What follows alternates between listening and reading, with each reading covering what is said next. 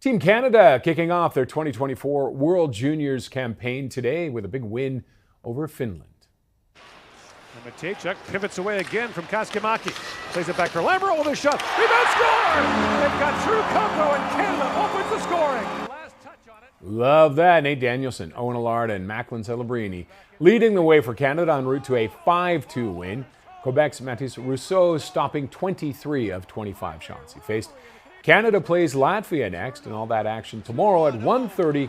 You can see it 1:30 Eastern time, that is, on TSN.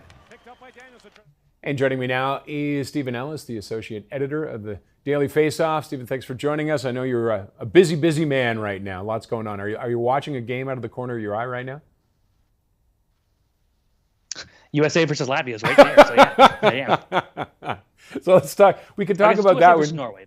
Norway. We could talk about that one, but let's talk about Canada against Finland. How do you think? Did they look good today? Yeah, for the Finns are a good team. So going up against that is a good competition to kind of see where Canada is. We looked at how they played against the Americans and had kind of a start, stop, finish. Wasn't looking so good. I think this felt like, compared to the pre-tournament games we saw them play against Switzerland, Denmark, this felt like the most complete game for Canada. Great goaltending, great depth. You know, there's no superstar in this team. It's kind of a play by committee here. All four lines are rolling, and I thought that was as good of a first game as we could expect against an opponent like that. All right, well, that's good to hear. And Macklin Celebrini scoring, and probably I hope I'm pronouncing Celebrini right, but that's one of the greatest names in sports right now too. But he's one of the players to watch. Yeah, Celebrini, he's the top prospect for 2024. You know, he's not Connor Bedard level, but he's still one of the best prospects we've seen come out of the World Junior program in a long time. So someone like him playing a big role is expected. He did play on the fourth line today as they're trying to ease him into here after a so-so pre-tournament. But the way he played today, scoring a goal that actually ended up becoming the game winner, that's all you can expect from a guy like him. Now, with that pressure, do the players respond to that when there's, everybody talks about, they're number one, that player looks like he's going to be drafted number one. Do they rise to the occasion, or do some struggle?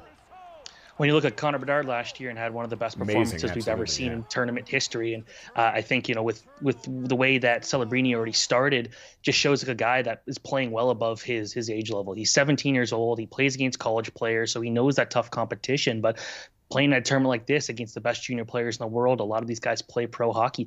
It's a big deal, but I think, it's always when you're playing for Team Canada, it's difficult for everybody. And when you're the guy that everyone's looking at, it's, of course, the nerves are there. But I thought he looked pretty good. All right, good to hear. Latvia's up next for Canada. What can we expect with that?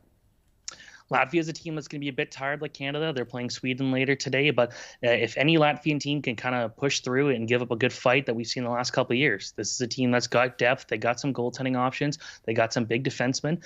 It's just, Canada just has to keep rolling. They looked at how good they played against the Finns today. They just need to keep replicating that because it's not going to get easier as the tournament goes on. And you don't want to look ahead, but who's the team in the round robin at least? Who's the team for Team Canada?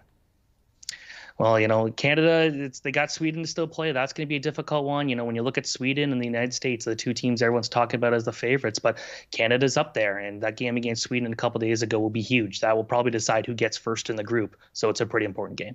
All right, we'll be looking for that. Stephen, thank you very much for joining us today. And get back to the game. Thank you so much. Stephen Ellis, Associate Editor of Daily Faceoff.